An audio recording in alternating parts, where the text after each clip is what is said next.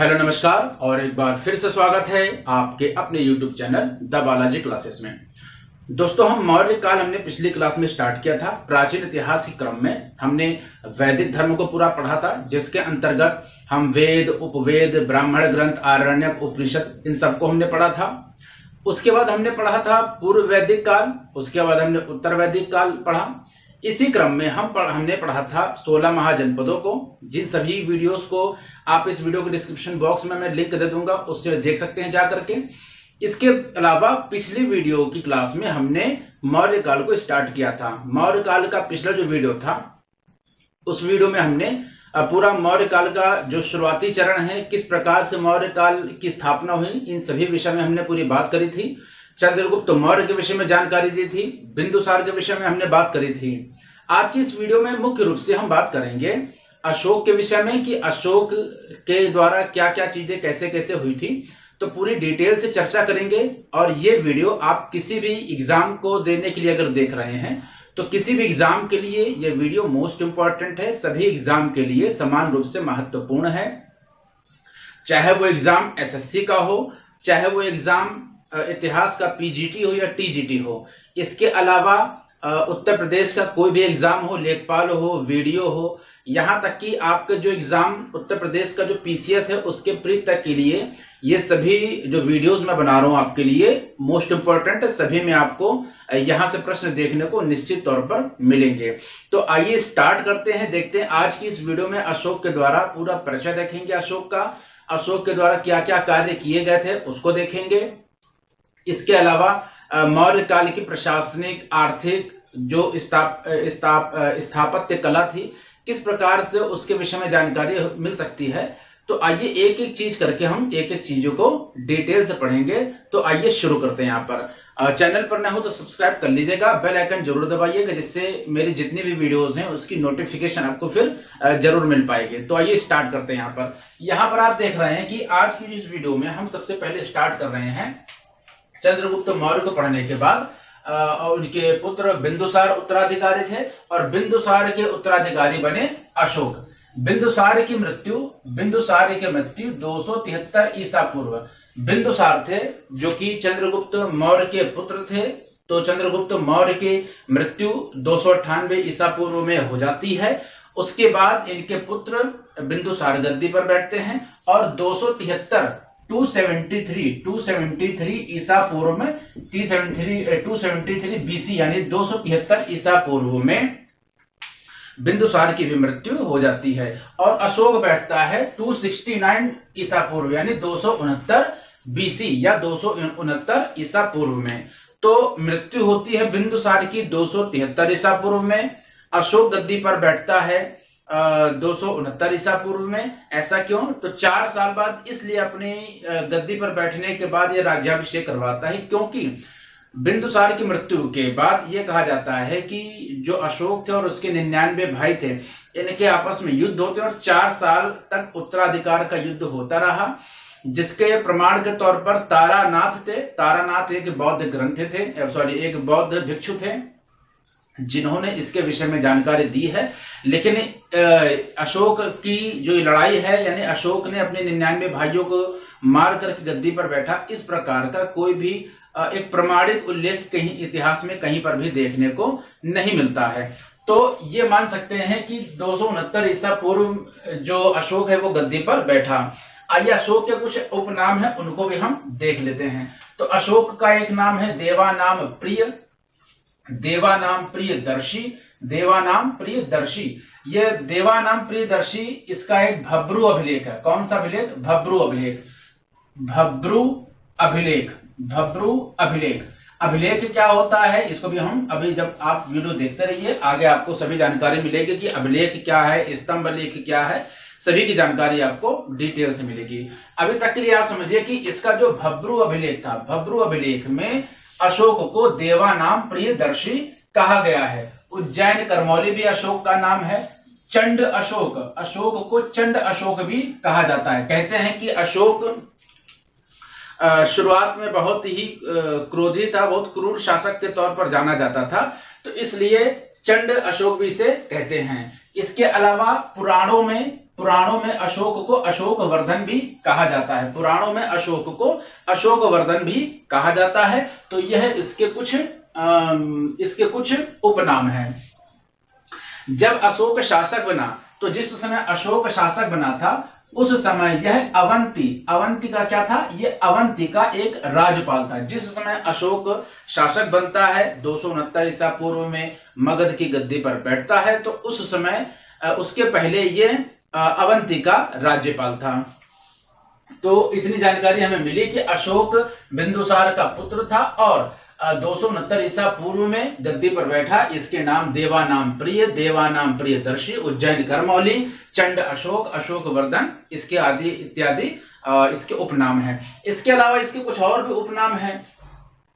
इसके अलावा अगर हम ये बात करते हैं कि ये जितने भी इसके उपनाम हैं, इसकी जानकारी कहां से मिलती है, तो अशोक के जो ये नाम है इसकी जानकारी मिलती है मास्की, जो कर्नाटक का एक अभिलेख है, गुर्जरा अभिलेख जो कि मध्य प्रदेश में है, नेत्तूर अभिलेख, नेत्तूर कहीं कहीं बोलते हैं, कहीं कहीं इसको नेट्यूर बोलते हैं, नेत्तूर या नेट्यूर, तो कहीं कहीं इसको नेट्यूर भी कहा जाता है। इस चीज को आप याद रखिएगा। अगर आपको नेट्यूर कहीं पर देखने को मिलता है तो इसका अर्थ है कि वो नेत्तूर अभिलेख की बात हो रही है।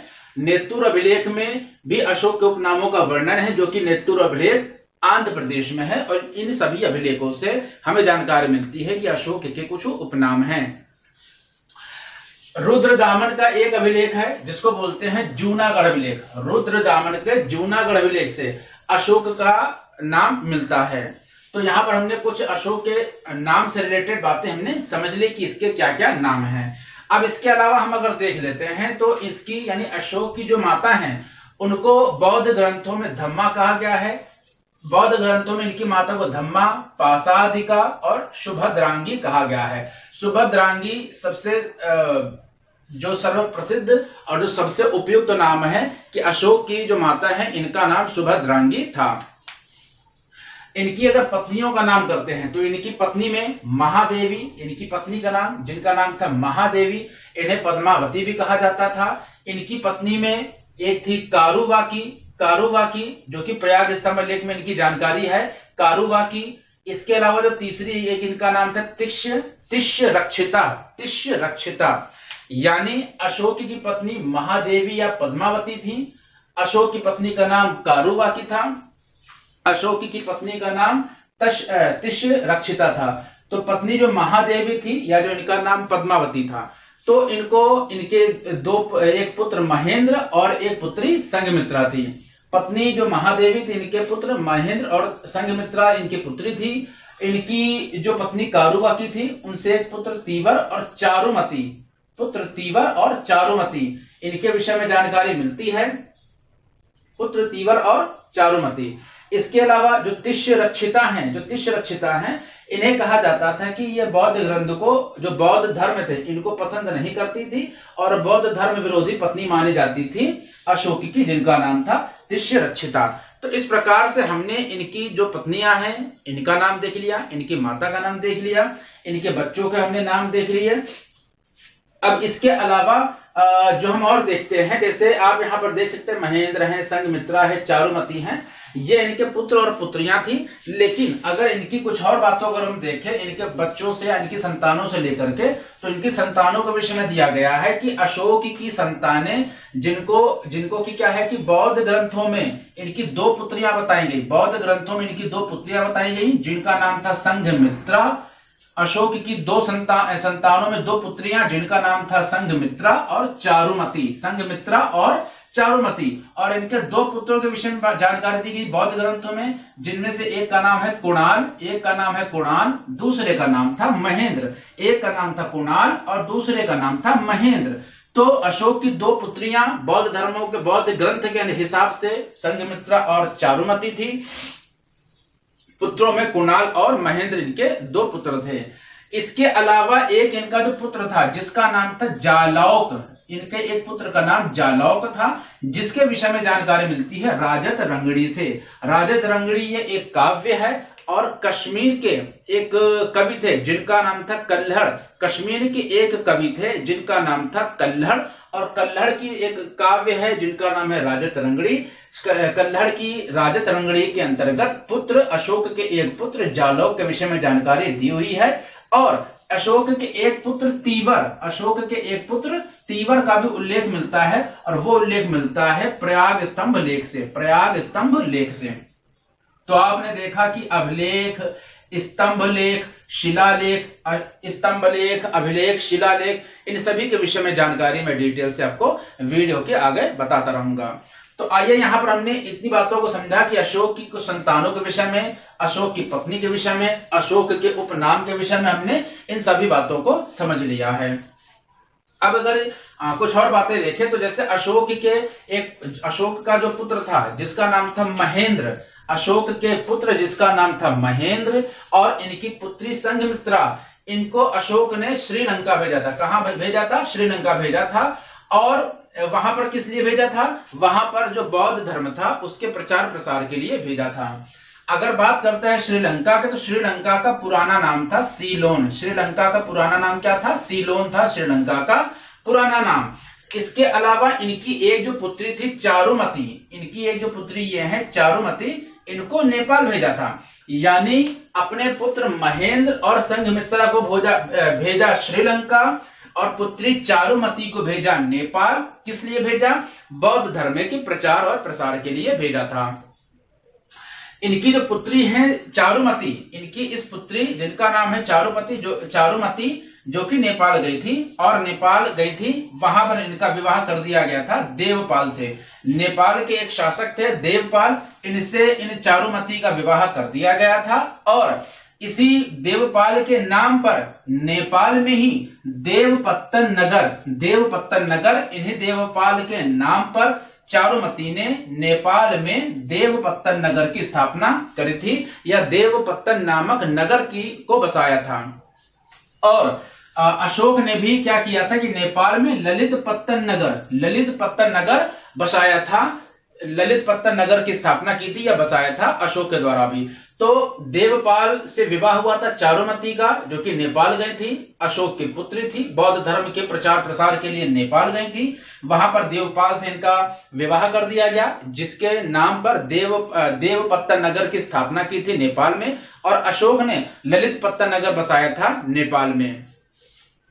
और जैसा कि मैंने आपको बताया था कि जो राजतरंगिणी हैं, जिसके लेखक हैं या जिसके कवि हैं जिनका नाम है कल्हड़, जो कि कश्मीर के एक लेखक हैं और शैव धर्म के उपासक थे। कल्हड़ शैव धर्म के उपासक थे। तो राजतरंगिणी के अनुसार अशोक ने कश्मीर में भी एक श्रीनगर की स्थापना की थी। श्रीनगर नामक एक नगर की भी स्थापना करी थी, बसाया था, श्रीनगर को भी बसाया था अशोक ने। इसके अलावा अगर आप इतनी जानकारी हमने ले ली, अब हम देखते हैं कि अशोक ने क्या किया था कि अपने जो इनका अशोक था, अशोक जब गद्दी पर बैठे 269 ईसा पूर्व में, तो किसी किताब में कहा जाता है 8वें वर्ष यानी राज्याभिषेक के 8वें वर्ष बाद और किसी किताब में लिखा हुआ है 9वें वर्ष बाद। तो अपने राज्याभिषेक के 9वें अथवा 8वें वर्ष के राज्याभिषेक के बाद, ये इतना कोई इंपॉर्टेंट फैक्ट नहीं है। अगर 8वां दिया हो तो उसको आप 8वां याद कर सकते हैं या 9वां भी, दोनों को याद रख सकते हैं। ये इतना इसका कुछ खास इंपॉर्टेंट एग्जाम में इससे कई प्रश्न नहीं बनते हैं। तो अब अशोक ने अपने राज्याभिषेक के 9वें या 8वें वर्ष बाद, जो कि 261 ईसा पूर्व का समय था, जो कलिंग था, कलिंग पर विजय प्राप्त कर ली, जिसकी जानकारी मिलती है कलिंग अभिलेख 13वें जो अभिलेख है अशोक, ये जो कलिंग युद्ध है इसके विषय में जानकारी मिलती है अशोक के 13वें अभिलेख में। 13वें अभिलेख में मैंने आपको बताया कि कलिंग के ऊपर जो विजय प्राप्त की थी उसका उल्लेख दिया हुआ है 13वें अभिलेख में। और ये माना जाता है कि इस जो ये युद्ध हुआ था कलिंग का युद्ध, इसमें तकरीबन कई लाखों लोगों की मृत्यु हो गई थी, कई लोग घायल हो गए थे। तो अशोक ने जब इन सभी चीजों को देखा, रक्तपात को देखा, खून खराबे को देखा, तो इनका हृदय परिवर्तन हो गया। ये विचार करने लगे कि इनकी वजह से ये सारी क्या क्या चीजें हो गई, किस तरीके से रक्तपात हो रहा है, खून बह रहा है, लोग घायल हो रहे हैं, तड़प रहे हैं। तो इस प्रकार की चीजों को देखने के बाद इनका जो हृदय परिवर्तन हो गया, इनका हृदय पसिज गया, यानी ये इनके अंदर दया भावना आ गई और इनका हृदय परिवर्तन हो गया, जिसके कारण इन्होंने भेरी घोष नीति को छोड़ दिया। अब भेरी घोष नीति क्या है? भेरी घोष नीति का अर्थ यहां पर हो गया कि इन्होंने जो युद्ध नीति है उसको छोड़ दिया और धम्म की नीति को अपनाया।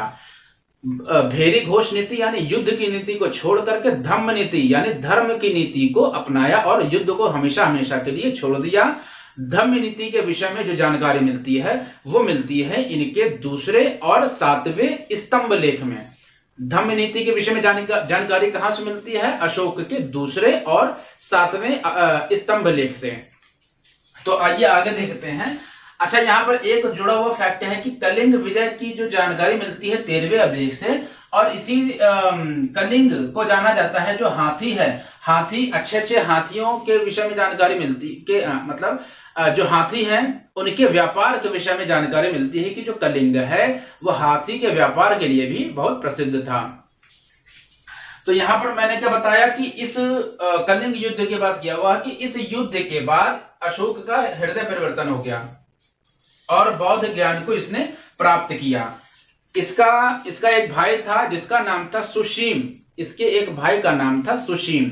चूंकि माना जाता है कि जब बिंदुसार की मृत्यु हुई तो बिंदुसार इसी सुशीम को दबाव के कारण या किसी भी वजह से, चूंकि बिंदुसार भी मानता था कि सुशीम एक अच्छा शासक नहीं है और कई कमियां थी उसके अंतर्गत, लेकिन सुशीम को यह बनाना चाहता था अगला मौर्य शासक, यानी अपना उत्तराधिकारी बनाना चाहता था।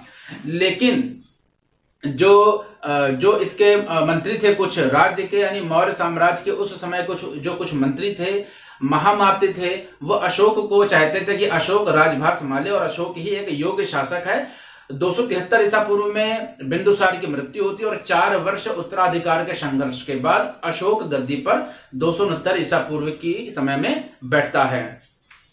तो माना जाता है कि जो सुशीम का एक पुत्र था निग्रोथ, जिसका नाम था निग्रोथ, सुशीम के पुत्र जिसका नाम था निग्रोथ, और ये बौद्ध धर्म को मानता था और इससे प्रभावित होकर के अशोक ने इससे ज्ञान लिया, अपने भतीजे निग्रोथ से ज्ञान लिया।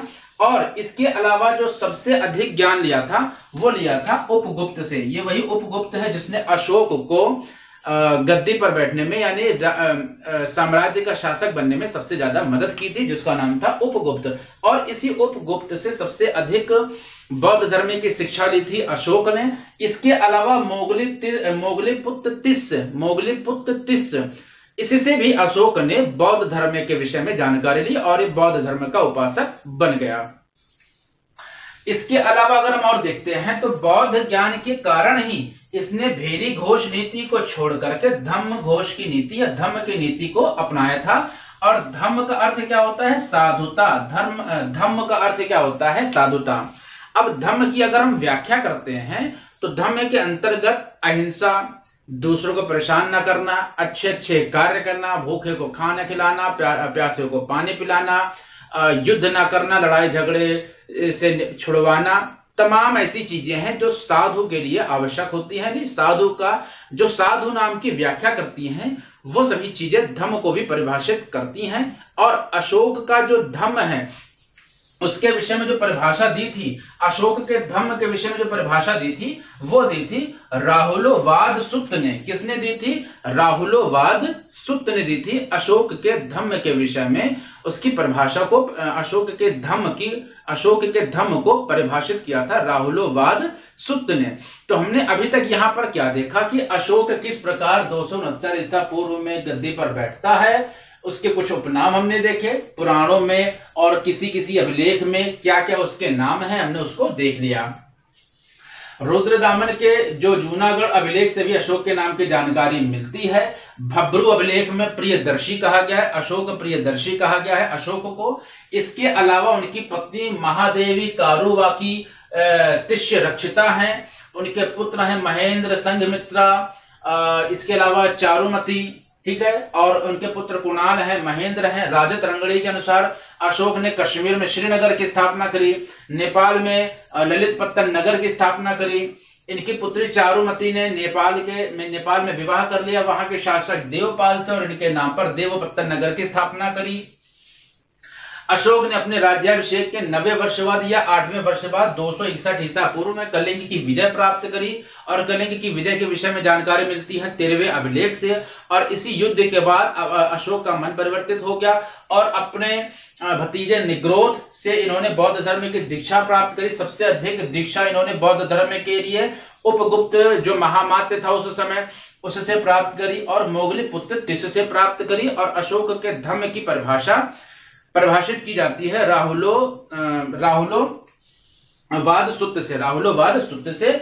और इस धर्म के विषय में जानकारी मिलती है अशोक के दूसरे एवं 7वें स्तंभ लेख से। तो आइए आगे और विषय अशोक के विषय में और जानकारी लेते हैं, मौर्य वंश के बारे में और जानकारी लेते हैं कि आगे आगे और क्या हुआ। इसको सबसे पहले साफ करते हैं, फिर हम देखते हैं इससे और मौर्य वंश की और कुछ और जुड़ी हुई जानकारियों को। आइए अशोक के सभी जो भी अभिलेख हैं उसके विषय में एक जानकारी ले लेते हैं। यहां पर हम देखते हैं अशोक के अभिलेख। तो अशोक एक पहला ऐसा शासक था जिसने अभिलेखों का निर्माण करवाया। अभिलेख क्या है? तो अभिलेख क्या है कि पत्थरों से बने खंबे या कुछ गुफाएं हैं, उनकी दीवारों पर जो कुछ लेख खुदवाए जाते थे उन्हें अभिलेखों की संज्ञा दी जाती थी। इनके अभिलेख मुख्य रूप से 5 हैं, लघु यानी छोटे, वृहद और बड़े को मिलाकर के। वैसे मुख्यतः अगर हम देखें तो इनका जो अभिलेख है वो है शिलालेख। शिला का मतलब होता है पत्थर। मुख्य रूप से पत्थरों पर लिखा हुआ जो लेख है उसे शिलालेख कहते हैं। और पत्थर से बने जो खंबे हैं उनसे बने अभिलेखों को स्तंभ लेख कहा जाता है। और जो कुछ गुफाएं हैं, गुफाओं की उन पक्की पत्थरों की दीवारों पर अंदर या गुफाओं के बाहर की जो दीवारें हैं उन पे जो कुछ लेख खुदे हुए हैं उन्हें गुहा लेख कहा जाता है, जो कि लघु या वृहद प्रकार के यानी बड़े प्रकार के अभिलेख हैं। जो अशोक के अभिलेख हैं, क्योंकि मैंने आपको बताया अशोक ऐसा पहला शासक था इतिहास का जिसने अभिलेखों को लिखवाने का कार्य शुरू किया था। और मौर्य काल के जो भी इतिहास है यानी मौर्य काल का जो भी इतिहास है उसके इतिहास का वर्णन अशोक के सबसे अधिक जो अभिलेख हैं उनके माध्यम से अधिक किया गया है। और अशोक के शासन काल के विषय में तो ये अभिलेख सबसे महत्वपूर्ण है। तो यहाँ पर हमने क्या देखा कि अशोक के जो अभिलेख हैं ये आपके जो है तकरीबन 150 से भी अधिक है। कितने हैं? 150, तकरीबन 179 के आसपास इनको माना जा सकता है। यानी मुख्य रूप से हम 150 की बात करते हैं, जो कि 47 से अधिक स्थानों से यानी 47 से अधिक स्थल हैं जहां से 150 से भी ज्यादा जो भी अभिलेख है अशोक के उनकी खोज की गई है। और जिनको मैंने शिलालेख, स्तंभ लेख और गुहा लेख में बांट करके देखा है। यानी अशोक के जो अभिलेखों के प्रकार है वह है स्तंभ लेख, शिलालेख और गुहा लेख। इसके अलावा इनकी जो भाषा है यानी जो अशोक है इसके अभिलेखों की भाषा प्राकृत भाषा है, ब्राह्मी भाषा है, खरोष्ठी भाषा है, अरेमाइक है या ग्रीक लिपि है। कौन कौन सी अशोक के इन अभिलेखों की भाषा है? तो है प्राकृत भाषा, ब्राह्मी, खरोष्ठी, अरेमाइक और ग्रीक लिपि। इन सभी लिपियों के द्वारा इसके अभिलेखों पे लेख लिखा गया है। क्योंकि इसके जो भी अभिलेख हैं इन अभिलेखों की जो खोज है वो सबसे पहले 1750 ईस्वी में पाद्रोही फैन थेलर ने अशोक के अभिलेखों की जो उस पर लिपि लिखी हुई है उन लिपियों की खोज 1750 ईस्वी में पाद्रोही फैन थेलर या जिसे किसी बुक में टीन पैंथर भी कहा जाता है उसके माध्यम से 1750 ईस्वी में की गई। और इन लिपियों को पढ़ने का जो सबसे पहले कार्य किया था वो किया था 1837 ईस्वी में जेम्स प्रिंसप ने। यानी अशोक के लिपियों की खोज की थी 1750 ईस्वी में पाद्रोही फैन थेलर ने। और इन लिपियों को जो पढ़ने का सबसे पहले कार्य किया था वो किया था जेम्स प्रिंसप ने, चूंकि 1837 ईस्वी में यानी 1837 ईस्वी में इन लिपियों को पढ़ने का कार्य किया गया था। तो हम यहाँ पर हमने क्या देखते हैं कि अशोक के जो अभिलेख हैं, इनकी सबसे पहले इनकी जो लिपियां हैं, अशोक के जो अभिलेख की लिपि की जो सबसे पहले खोज की थी वो की थी पाद्रोही फैंथिलर। कहीं कहीं पर इनको टील पैंथर भी कहते हैं, टील पैंथर भी कहते हैं। आप इन दोनों नामों को याद रखेंगे। तो टील पैंथर या पाद्रोही फैंथिलर ने 1750 ईस्वी में इनकी लिपि की खोज की और इन लिपियों को सबसे पहले जो पढ़ा था, इन लिपियों को सबसे पहले पढ़ा था 1837 ईस्वी में। 1837 ईस्वी में, यानी कितने कई सालों बाद, कई सालों का मतलब कह सकते हैं कि तकरीबन 2000 साल बाद इनकी लिपियों को पढ़ने का जो कार्य किया था सबसे पहले 1837 ईस्वी में जेम्स प्रिंसेप के द्वारा किया गया था। जेम्स प्रिंसेप के द्वारा अशोक के जितने भी अभिलेख हैं उसके लगभग सभी अभिलेख प्राकृत और ब्राह्मी लिपि में लिखे गए हैं, प्राकृत और ब्राह्मी लिपि में। लेकिन अशोक के जो शाहबाज गढ़ी और जो मानसेहरा का जो अभिलेख है, ये लिखा है खरोष्टी भाषा में। मुख्य रूप से ये प्रश्न के रूप में अक्सर देखे गए हैं कि अशोक का शाहबाड़ी व मानसेहरा अभिलेख किस भाषा में लिखा गया है। इसके अलावा जो तक्षशिला चूंकि गांधार के पास का जो क्षेत्र है उसको बोलते हैं तक्षशिला। गांधार की राजधानी है तक्षशिला, महाजनपद काल में मैंने आपको बताया था। तक्षशिला और जो लगमान बोलते हैं काबुल, चूंकि अफगानिस्तान का जो क्षेत्र है लगमान, चूंकि काबुल भी बोलते हैं इसको आजकल, यानी आधुनिक नाम, वर्तमान नाम इसका काबुल है। इसमें अरामाइक लिपि यानी अरमाइक या अरामाइक लिपि से लिखा गया है। इसके अलावा सबसे मोस्ट इंपॉर्टेंट यह है कि जो कई बार प्रश्न के रूप में पूछे गए हैं कि शर-ए-कुना जो अभिलेख है, जिसको कि कांधार का जो प्रदेश है अफगानिस्तान का क्षेत्र है, तो कांधार अभिलेख या शर-ए-कुना अभिलेख ये द्विभाषी है। द्विभाषी का अर्थ यहाँ हो गया कि यूनानी और अरमाइक लिपि के अंतर्गत इसका प्रयोग किया गया। यूनानी व अरमाइक लिपि का प्रयोग किया गया है शर-ए-कुना या कांधार अभिलेख में। इसके अलावा अशोक के कुछ स्तंभ लेख हैं। स्तंभ लेख मैंने आपको बताया खंभों पर लिखा गया, तो वो की चुकी है क्या, प्राकृत भाषा में। अशोक के जो भी स्तंभ लेख हैं, अशोक के जो भी स्तंभ लेख हैं वो प्राकृत भाषा में लिखे गए हैं। और अशोक के सभी अभिलेखों का विषय अशोक है। अशोक के जितने भी अभिलेख हैं उन सभी अभिलेखों का विषय प्रशासनिक है। अशोक के सभी अभिलेखों का विषय प्रशासनिक है। लेकिन अशोक का जो रुम्मिनदेई अभिलेख है, अशोक का जो भी रुम्मिनदेई अभिलेख है, ये किस विषय पे है? रुम्मिनदेई अभिलेख का जो विषय वो है आर्थिक। क्या विषय है? आर्थिक विषय है अशोक का रुम्मिनदेई अभिलेख आर्थिक, जबकि अशोक के सभी अभिलेख का जो विषय है वो है प्रशासनिक विषय है। अशोक के लगभग अभी तक 14 वृहद जो अभिलेख हैं उनके विषय में मुख्य रूप से जानकारी अभी तक प्राप्त हो पाई है। और ये सबसे अधिक महत्वपूर्ण जो जानकारी है अशोक के इन्हीं 14 वृहद शिलालेखों में मुख्य रूप से जानकारी दी गई है। तो आइए सबसे पहले हम अशोक के इन 14 वृहद शिलालेखों को देख लेते हैं और इनके विषय से, यानी इन 14 शिलालेखों से सबसे ज्यादा एग्जाम में प्रश्न पूछे जाते हैं, तो इसको मुख्य रूप से हम देख लेते हैं अशोक के इन सभी 14 वृहद शिलालेखों को। अशोक के सभी 14 जो शिलालेख हैं, वृहद शिलालेख हैं, आइए हम उनको एक एक करके देख लेते हैं। सभी शिलालेखों को आप यहाँ पर देख रहे हैं। सभी शिलालेखों के लिए मैंने एक चार्ट बनाया हुआ है। यहाँ पर सभी 14 शिलालेख आ गए हैं।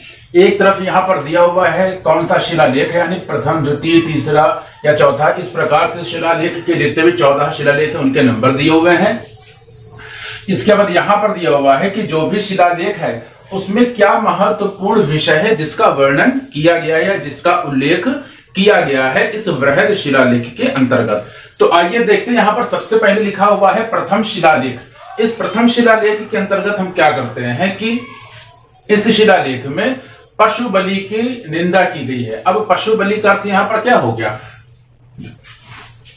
पशु बलि का अर्थ ये होगा कि पशु या जानवर उनकी हत्या करना निषेध था, यानी उनकी हत्या करना मना था। उनकी हत्या न करने के विषय में जानकारी दी गई है, वो दी गई है प्रथम शिलालेख में। इसके अलावा समाज में उत्सव का निषेध था। अब यहाँ पर उत्सव का अर्थ पारंपरिक त्योहारों का नहीं है। यहाँ उत्सव का अर्थ ये होगा कि जैसे विभिन्न प्रकार की जो हुल्लड़बाजी होती थी उसका यहाँ पर निषेध था।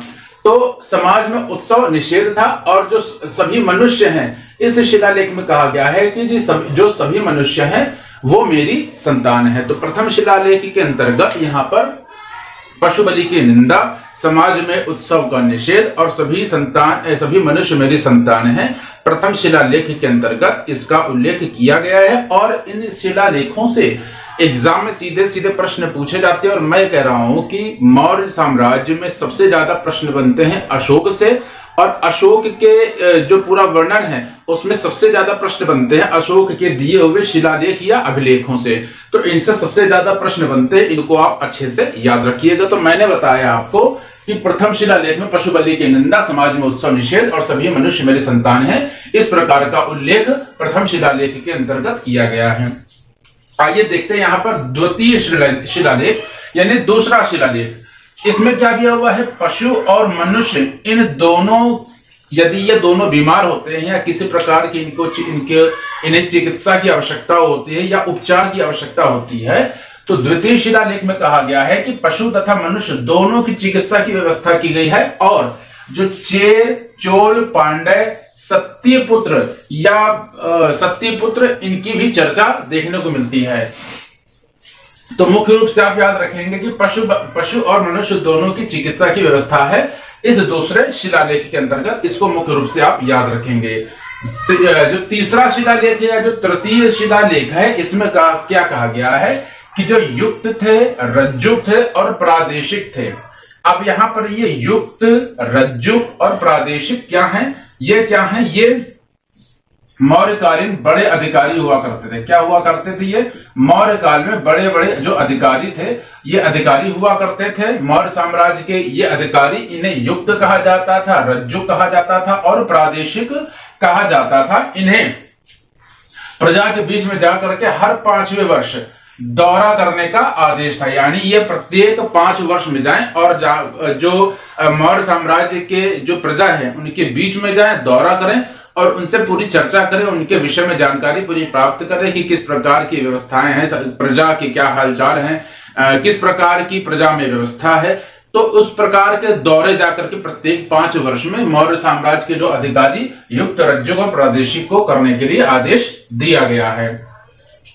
यहाँ पर जो चतुर्थ शिलालेख है, इस चतुर्थ शिलालेख में क्या किया गया है कि जो भेरी घोष की जगह धर्म घोष की घोषणा की गई। मैंने इसी वीडियो में आपको बताया हुआ है कि भेरी घोष जो युद्ध की नीति है उसे भेरी घोष कहा जाता है। इसको छोड़ करके धर्म घोष यानी धार्मिक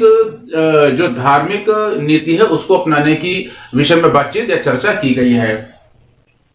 5वां शिलालेख अगर हम देखते हैं जिसमें धम्म महामात्रों की नियुक्ति के विषय में जानकारी मिलती है। जो भी धम्म महामात्र थे, धम्म महामात्र कौन? जो भी धार्मिक लोग थे, जैसे उस समय उपगुप्त थे, तारानाथ थे, तो ये सभी धार्मिक लोग थे, एक प्रकार के साधु थे या बौद्ध भिक्षुक थे। इनकी नियुक्ति के विषय में 5वें शिलालेख में जानकारी दी गई है। बात करते हैं छठे शिलालेख की, तो इसमें बताया गया है कि आप किस प्रकार से आत्म संयम रखें। तो आत्म संयम की शिक्षा दी गई। महामात्र कभी भी राजा के पास कोई भी सूचना ला सकता था। कोई आवश्यकता पड़ने पर जो महामात्र हुआ करते थे वो किसी भी समय अपने राजा से मुलाकात कर सकते थे। तो छठे शिलालेख में आत्म संयम की शिक्षा दी गई और महामात्र कभी भी राजा के पास सूचना ला सकते थे। अगर 7वें शिलालेख को देखते हैं तो 7वें शिलालेख में सभी संप्रदायों के लिए सहिष्णु होने की बात की गई है। 7वां शिलालेख क्या कहता है कि जितने भी संप्रदाय थे या जितने भी पंथ थे, तो उनको क्या था कि उन्हें सहिष्णु होने के लिए बात की गई कि वे सभी धर्म संप्रदाय सहिष्णु रहें। तो इसकी बात की गई थी, सभी संप्रदायों के सहिष्णु होने की बात करी गई थी 7वें शिलालेख के अंतर्गत। 8वें शिलालेख में क्या कहा गया था कि जो 8वां शिलालेख है मोस्ट इंपॉर्टेंट है। यहाँ पर कुछ इंपॉर्टेंट है जिसमें मैं स्टार बना दे रहा हूं, जिसमें से 8वां शिलालेख एक मोस्ट इंपॉर्टेंट है और ये दूसरा शिलालेख है, ये भी मोस्ट इंपॉर्टेंट है। सबसे ज्यादा ये इंपॉर्टेंट है। इंपॉर्टेंट तो वैसे सभी हैं, लेकिन इनसे मुख्य रूप से प्रश्न बनते आए हैं। तो यहाँ पर जो 9वां शिलालेख है, 8वां शिलालेख है, इसमें अशोक की जो तीर्थ यात्रा है, अशोक की तीर्थ यात्रा के विषय में वर्णन किया गया है या अशोक की तीर्थ यात्राओं का उल्लेख किया गया है 8वें शिलालेख में, और बोधि वृक्ष के भ्रमण का भी उल्लेख किया गया है इसी 8वें शिलालेख में, बोधि वृक्ष के भ्रमण का उल्लेख। 9वां शिलालेख क्या है? इसमें सच्ची भेंट और शिष्टाचार की व्याख्या की गई है, यानी किसी प्रकार का लालच करके, किसी प्रकार का प्रलोभन करके जो भेंट दी जाती थी वो भेंट अस्वीकार्य है, लेकिन जो भेंट सच्ची होती थी या शिष्टाचार के अंतर्गत इसको रखा गया था। विभिन्न प्रकार के जो समारोह थी उसकी भी निंदा की गई है इस 9वें शिलालेख के अंतर्गत। 10वां शिलालेख क्या कहता है कि जो राजा है या राज्य है या जो राज्य के कर्मचारी हैं, 10वां शिलालेख क्या कहता है कि राजा हो या राजा के अंतर्गत राज्य हो और राज्य के अंतर्गत जितने भी कर्मचारी हैं, इन्हें हमेशा ही किसकी? प्रजा की, हमेशा इन लोगों की क्या करना चाहिए? प्रजा की चिंता करनी चाहिए, राज्य, राजा और कर्मचारियों को। 11वां शिलालेख कहता है कि धम्म नीति की जो व्याख्या है वो 11वें शिलालेख के अंतर्गत है कि धम्म नीति की पूरी व्याख्या। मैंने आपको क्या बताया था कि मैंने आपको बताया था इसी वीडियो में कि जो धम्म, इसकी व्याख्या यानी इसकी परिभाषा दी थी राहुलोवाद सूत्र ने, और इसमें क्या हुआ था कि जो धम्म है इसे कहा गया था कि साधु, यानी धम्म को साधु कहा गया था, धार्मिक नीति होती है। इसमें अच्छे अच्छे कार्य करने के विषय में जानकारी दी जाती है, किस प्रकार से अच्छे कार्य का पूरा जो वर्णन है वो आपके इसी शिलालेख के अंतर्गत आता है, यानी 11वें शिलालेख में धम्म की नीति का यानी धार्मिक नीति, धम्म की नीति यानी धार्मिक नीति की व्याख्या की गई है, धार्मिक नीति की व्याख्या की गई है। आइए देखते हैं 12वें शिलालेख को। तो 12वां जो शिलालेख है इसमें सर्वधर्म संभाव की बात की गई है। किस प्रकार की बात की गई है? सर्वधर्म संभाव की, यानी सभी धर्म समान है, उनको समान रूप से सम्मान देना चाहिए, यही सर्वधर्म संभाव की बात की गई है 12वें शिलालेख में। और स्त्री महामात्र की भी या स्त्री बौद्ध भिक्षु की विषय में भी इस 12वें शिलालेख में चर्चा की गई है। 13वां शिलालेख क्या कहता है? यह मोस्ट इंपॉर्टेंट है। 13वां शिलालेख सबसे ज्यादा इंपॉर्टेंट है और इसमें क्या है कि जो कलिंग का युद्ध था, मैंने आपको बताया था कि अशोक जब मगध की गद्दी पर बैठा तो 8वें या 9वें वर्ष, अलग अलग किताबों में 8वां 9वां वर्ष दिया हुआ है, तो 8वें वर्ष इसको आप याद रखिएगा कि अपनी गद्दी यानी मगध की गद्दी पर बैठने के 8वें वर्ष इसने कलिंग का युद्ध किया, जिसका वर्णन इस 13वें शिलालेख में दिया हुआ है। और यहीं से जो अशोक है इसका हृदय परिवर्तन हो गया, इसके मन में परिवर्तन हो गया और इसने भेरी घोष की नीति को छोड़ करके धम्म घोष की नीति को अपनाया था, क्योंकि भेरी घोष की नीति चौथे जो शिलालेख में इसमें दी गई है और 13वें शिलालेख में बताया गया है कि कलिंग युद्ध का वर्णन इसी 13वें शिलालेख में किया गया। और पड़ोसी कुछ राज्य थे उनका वर्णन भी किया गया है और कुछ 4-5 यूनानी साम्राज्य राजा हैं, यूनानी राजाओं के नामों का भी वर्णन इसी 13वें शिलालेख में किया गया है। आइए देखते हैं 14वां और आखिरी शिलालेख। इस 14वें शिलालेख में बताया गया है कि लोगों को किस प्रकार से धार्मिक जीवन व्यतीत करना चाहिए। तो 14वां जो शिलालेख है इसमें लोगों को धार्मिक जीवन व्यतीत करने के विषय में प्रेरणा दी गई है, यानी जो 14वां शिलालेख है ये लोगों को धार्मिक जीवन जीने की प्रेरणा देता है या लोगों को धार्मिक जीवन व्यतीत करने की प्रेरणा देता है, ये 14वां शिलालेख। तो इस प्रकार से हमने इस एक चार्ट के माध्यम से अशोक के सभी बृहद 14 शिलालेखों को देखा, उसमें दिए हुए महत्वपूर्ण जो विषय हैं, जो महत्वपूर्ण बिंदु हैं जिससे प्रश्न बनते हैं, इनको भी हमने चर्चा की। तो चूंकि वीडियो बहुत लंबी हो रही है इसलिए आज की वीडियो में हम इतना ही रखते हैं। नेक्स्ट पार्ट में जो कि मौर्य काल का तीसरा पार्ट होगा उसमें हम लेकर के आएंगे कि मौर्य काल से रिलेटेड जो भी इनकी सामाजिक, धार्मिक, आर्थिक, प्रशासनिक या स्थापत्य कला से रिलेटेड जो भी महत्वपूर्ण बिंदु हैं उन सबको हम नेक्स्ट वीडियो में पूरा कवर कर लेंगे। तो इस प्रकार से पहले, दूसरे और तीसरे पार्ट के अंतर्गत हमारा पूरा ये मौर्य साम्राज्य पूरा हो जाएगा। इसके बाद हम कोई दूसरा चैप्टर उठाएंगे। तो चूंकि प्राचीन भारतीय इतिहास का ये पूरा एक क्रमवार हम वीडियोस आपके लिए लेकर के आ रहे हैं, तो चैनल पर नया हो तो सब्सक्राइब कर लीजिएगा, बेल आइकन प्रेस कर लीजिएगा। वीडियो आपको कैसी लगी कमेंट के माध्यम से बताइएगा। अगर आपको वीडियो अच्छी लगती है तो अपने सभी दोस्तों संग शेयर करिएगा, जिससे मेरे वीडियोस पर कम व्यू आ रहे हैं तो जिससे ज्यादा व्यू आएंगे और मैं आपके लिए और अच्छी अच्छी वीडियोस फ्री कोर्सेज लेकर के आता रहूंगा। तो मिलते हैं नेक्स्ट वीडियो में, तब तक के लिए जय हिंद जय भारत।